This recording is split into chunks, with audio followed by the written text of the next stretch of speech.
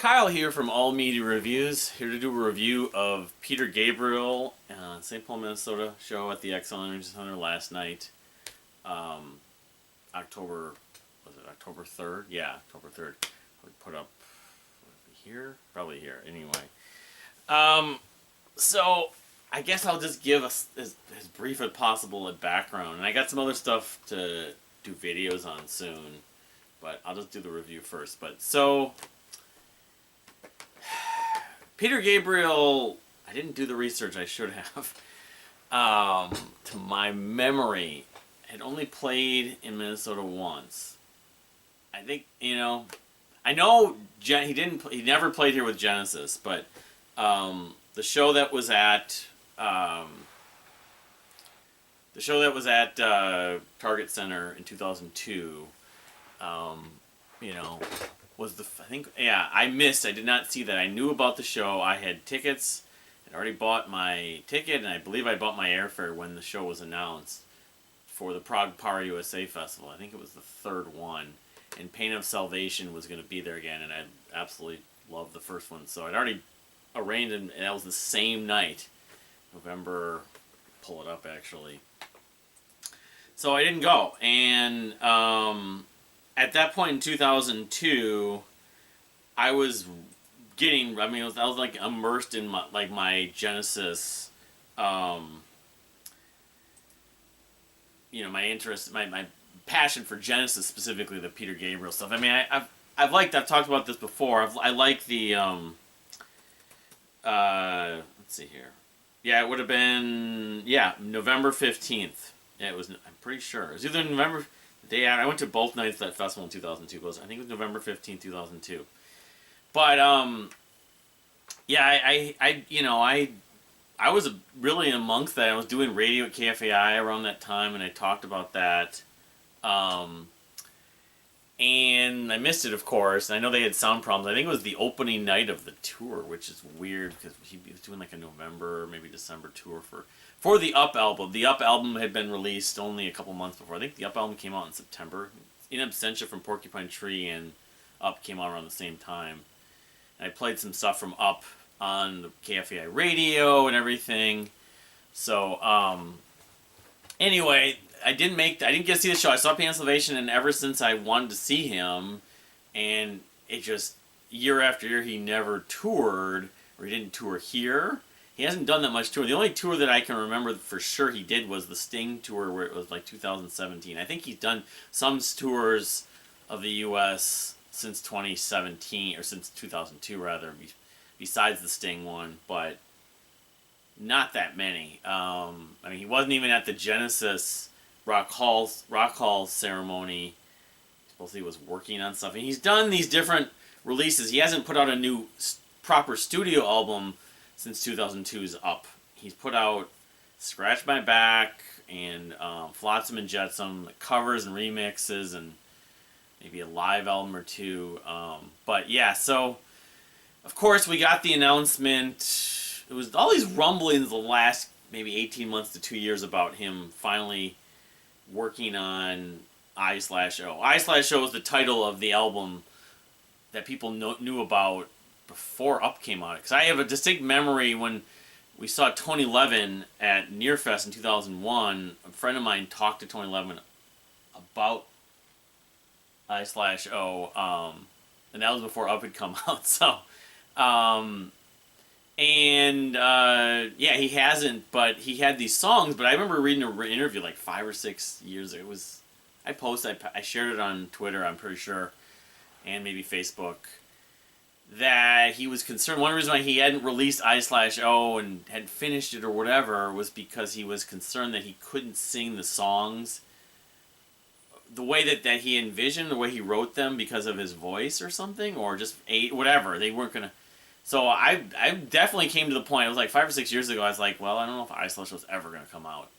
But then we had the rumblings last year that they were working on it and rehearsing for a tour and all this stuff. It's like, well, it's finally going to come out. So, of course, the beginning of this year, the first full moon of 2023, he released the first song, and then his pattern was he was going to release a song, like different mixes he did, dark mix, light mix, and he's still doing that every full moon.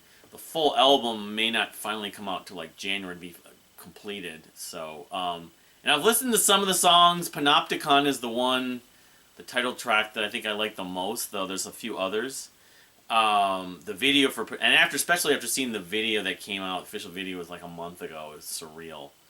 With all these layers and everything. So that all being said, finally, after 20 some odd years, 23 years, whatever, even going back to the 90s when I first heard Genesis, I really become a fan until around 2000 when Transatlantic covered them, and my friends going to Nearfest, all these bands that love Genesis. Even though I love Marillion, I never really felt the longing, the pull to actually invest in. It was about around 2000. I guess it was around that time. I consider myself a fan, sort of getting all the albums and getting his solo work. But finally got to see him last night, and it probably will. It might be the last time, unfortunately, first and last time, because his age, how much he tours, whether he's ever going to tour again, I don't know. Perhaps he'll do another leg if the success of this could be. So I'll say this. Okay, so all that background information, talking about the show itself, and I have the set list here. It was 2 sets. It was like he probably played the whole show lasted about 3 hours. We had my wife and I bought the seats on the pre-sale back last November. And I didn't want to spend an arm and a leg, like hundreds of dollars on the floor, so I just figured I'd get the best seat available. So we were straight back in the 5th row, basically one section over, section 109. And the first couple pieces they played, it was just him and like about 6 musicians, like in a chamber ensemble, basically, including Growing Up. He did Growing Up from Up, which I love. There were no screens, no elevator. You know, it was like basically I could have been in the hallway and had as good of a seat. But then of course they did set up the screens, and the whole ensemble backed out, and then they had the backgrounds, and you had more musicians. Tony Levin's the one hugely notable musician who's in his band that most people know, of course, from King Crimson, Lennon, Pink Floyd. He played with tons of people, of course, and with Gabriel for almost as long as I've been alive, or basically that amount of time. Manu, I forget his last name, the drummer, he was the one who was posting some stuff about the rehearsals back in 2022. I know him. The musicians are familiar. The weird thing it just hit me last night during the show is that how many musicians have played with Peter Gabriel. Like, you just do. I mean, it's remarkable, from Larry Fast to Robert Fripp to Kate Bush, obviously, is on Don't Give Up, the original version. Paula Cole, and obviously Yasuna Dur's has a solo career on Real World Records. He's had just a long list of renowned musicians, although maybe more musicians, hired gun studio people, as opposed to like famous people that got big after they were with him. But his band is top notch. It's tight. He had 2 female musicians and singers, and then he had, I think, pretty much almost everyone in the band sings. Even Tony Levin did some vocals, which he has a starch baritone. So, but from a set list standpoint, he did a lot of the new album, which, again, the new album, I know the track list has been posted. Let me just look that up real quickly. I didn't even realize, all these years, I heard the title I/O, I/O, or I/O, refers to input-output.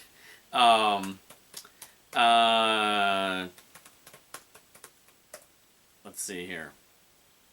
Yeah, he did, okay, so Panopticon, is this really the full thing? Yeah, maybe it is, on Wikipedia. Panopticon, of course, yes. Playing for Time, The Court, 4 Kinds of Horses, the title track, Road to Joy. So Road to Joy is a new song. I really like that song. Olive Tree, Live and Let Live. So he did 1, 2, 3. Let's look at the set list again. 1, 2, 3, 4, 5, 6, 7. And still 8. he did like 8 or 9 songs. He did almost every song that's been released. And there's 12 tracks on I/O. You know, it's like what the exact release date's going to be. Doesn't say, you know, on here on Wikipedia. But, so, and I really enjoyed, like, almost all of it. Like, all the new songs. I'll admit, though, you know, Panopticon, I really enjoyed the video. There were one or two others. I want to say Road to Joy and... There's one other one that, on the second set, I want to say maybe Live and Let Live, or Instill. One of those two. A little more energetic, that kind of thing. Because my impression of a lot of the new songs when I've only listened to them a couple times. I don't want to burn out. I want to hear the whole record at once. It's a lot of ballads. And the truth is, a lot of these songs do start out slow, but then they build to something. Not all of them, but... so, you know, and when it comes out, I'll try to do a review and everything. And but I'm actually feeling more optimistic about this record than before yesterday, based on my impression of all those new songs, other than Panopticon. So, then as far as the rest of the set list, I mean, he did some of the songs you'd expect, mostly. He did Sledgehammer and Big Time, of course, and In Your Eyes was the encore, and the second encore was Biko. I'll maybe talk about that more about that in a minute. He did Digging in the Dirt, the song that my wife loves. There's another song he does called, I think it's off of Us, that he did not do. That not Gold Mine, Passion. I'm thinking of Passion. Song. The thing is, it's a song that I probably know, but I don't know by title. Gravity. Steam. That's the song. He didn't do Steam. She was hoping that he'd do Steam, but and let's just see here. Yeah, I mean, she really only she came and she only knew this like the radio hits. He did Salisbury Hill, of course. That was kind of uplifting. I mean, everyone's expecting it, but it just, to me, Salisbury Hill, I mean, it is a pop song. I know Dream Theater did off of 6 Degrees of Inner Turbulence. Not it's a similar type. A Solitary Shell, which sounds a fair amount like it, but to me, it almost has always been like a song that he could have done with Genesis. The Genesis version would have been a little different, but Red Rain's another one, of course. It kind of hit me like with Red Rain. He's not always so preachy, but he did tell stories. The band could continue playing that song, and he could actually go into like a King's X Over My Head thing, you know, where Doug does like the whole thing. It's like, you know, talking to people like, you gotta appreciate life, and, you know, things are tough, you know, you can get through them, you know, don't let them get you down. I don't know, Gabriel does have that sort of uplifting spiritual way, but he's not as like in your face about it generally. Don't Give Up was with the female the African American female singer who was also multi-instrumentalist. It was very good. I still kind of feel like I'd love to hear Kate Bush. Also with the ending of In Your Eyes, of course, the Osuna Duo is the same case. Yeah, I mean, that's the gist of the track list. I mean, all these new songs. He did Darkness, I guess, off of Up as well, which I always liked that song, although it's a little more industrial than I've kind of forgot about how industrial sounding it is, but a lot of Up is that way, even though I kind of favor Up among, you know, my rankings of the Gabriel albums. I'm not huge partial to them, but he did not do Games Without Frontiers, which would have been nice. That's, you know, I've never done it. I could do a Gabriel song rankings, but Gabriel on Frontiers at one point became like my favorite Peter Gabriel song, even though the radio has played it a fair amount. Not necessarily like the current and stuff like that. They've played it. I don't know. They've played it on Cows and some other stations we listen to. But he didn't do Shock the Monkey either. That's about the only other sort of obvious. There's some other ones. Barry Williams Show. Some other stuff on Up especially. He didn't do Mercy Street, which I didn't necessarily. I'm not upset about that. I'm not down about that. But yeah, I mean, you know, it was an epic show. I'm totally glad I won. His band is tight. They're very dynamic, and like the new songs, it seems like a lot of them have like slow beginnings, but then build to something really great, whether it be horns, like the horns are coming in. He's got at least one trumpet player and he had a French horn player. The keys, it just it becomes really symphonic, or just some really catchy, memorable section, whether it just be like a guitar riff or something like that. The visuals he had, although that was the one thing I was surprised he did not show the video for Panopticon during the song. He didn't show really any official videos. He did have a lot of weird videos, visuals, during the show that fit. So it was very selective and designed for the show. But I mean, he's played a lot of these songs like Sledgehammer and Big Time and In Your Eyes so many times. I'm sure people have seen the videos for those. Maybe he wasn't wanting to have them play the same thing over a million times. I mean, I know like other shows they do that sometimes, but his voice sounds really good. I mean, for being as old as he is, he's 72 or 73. It's great that he still can sing. Probably can sing and still has the voice, the chops to do those songs.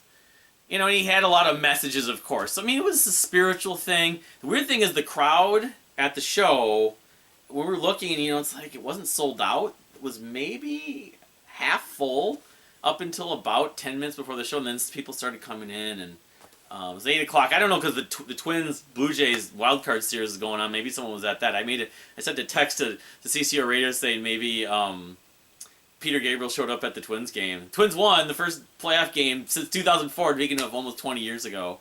But that's the gist of the review. I mean, again, I'm kind of the assumption this is a one and done thing. If I get the chance to see him again, if he comes here, I will definitely, without hesitation, go. My wife probably will not, because she grew pretty bored other than digging in the dirt and feel the other songs that she knew. The new stuff she didn't care for, although I felt like even though she didn't care for the new songs, she didn't know them, she kind of liked parts of them, but it was a 3-hour show, and he closed with Biko. It was the second encore, which is standard, I guess, a lot of times for him. Biko's not an uplifting song. I wish he would have that as the last piece before the last set, or something like that, and then have had either Salisbury Hill or In Your Eyes as just the 2 encores. And I would have Shock the Monkeys a little more upbeat and energetic. But I mean, Biko has its moments, but for being one of his quote unquote hits, it was like his 8 or 10 hits. It's probably the least I get the least amount from it from an energy standpoint and just what I want to listen to to end this whole experience. But yeah, I mean, his bucket list, Peter Gabriel, finally I got to see him. So, have you seen Peter Gabriel on the I/O tour? Or are you looking forward to it? Spoiler alert, of course, the set list. But what do you think? What do you think of the new songs? I'm a little tad bit concerned that the new songs may not come across quite as good in the studio version versus the live. But, I've grown to really like Panopticon, and so I'll, give the benefit of the doubt. So just 1 or 2 house cleaning items. I have received a bunch of new stuff, including this new book from Daniel Klaus, graphic novel, which I haven't read. It's called Monica.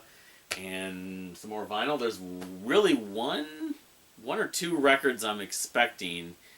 And then I should be able to do a vinyl update, and then those other videos I was talking about.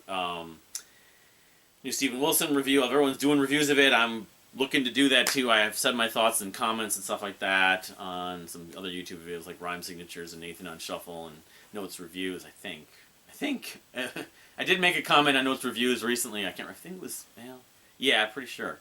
But, I like the record, but I'll get more into it. Small Leaks Sink Ships finally came out with an announcement. They're putting out, the album's not called AIOU, it's called Low Tide, and it comes out October 20th. New single comes out this Friday, the second single. Let's see if I can pull it up. It's not called Low Tide, though. But then they're talking about, where is it? Let's see. It's called Floating. They're talking about doing a tour. They wanted to tour this fall, but it's they don't have something to do with their manager and something like that. But hopefully next year. So I mentioned on their Instagram that I just am seeing Peter Gabriel. I've been wanting to see him for such a long time. Bucket list. Well, they're on my bucket list too. It's like them, Small League Sing Ships, Esperanza Spalding and Imogen Heap are probably my top three. I mean, I'd put Self and a couple others, but from a slightly, at least realistic standpoint, having Peter Gabriel now off my list, I mean, Imogen Heap's been on my list forever, you know, almost as long as Peter Gabriel, but someday. But, you know, Peter Gabriel's the epic show. I mean, U2 also. U2 is doing the U2 and the Sphere thing in Las Vegas, but I can't obviously afford it. It's sold to go. It's sold out and everything, but I don't know if I'll ever see them, so. But anyway, that's about it. Again, I got these other videos coming up to plan to do, the vinyl tag, and I have a couple concerts coming up, everything a week from Friday at the Varsity, and then 2 weeks from Thursday, something like that. The Deer Hunter is Tuesday at the Amsterdam. So there's a couple more concerts I'm excited about. But thank you for watching. Again, please subscribe. You have to subscribe, and we'll see you next time.